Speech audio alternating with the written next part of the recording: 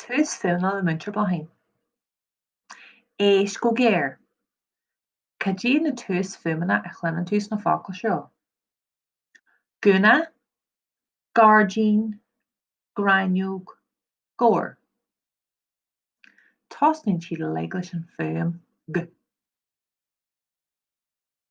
Arc ar na focail seo anois. Cad é an tús litir ag an tús na focail seo?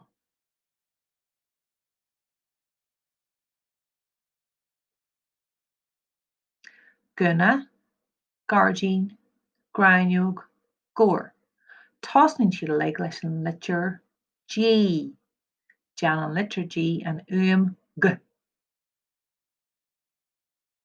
An féidir leat an litir G is scríobh anois. Bain trío leas. G, G, G, G, G. Arc ar an fóstar seo. Cad é na rudaí a thosaigh leis an litir G sa fóstar? Tá góir ann, grainneog, gluthach agus glunne. Theag le grainneog agus góir rith go geasta. Cad é seo?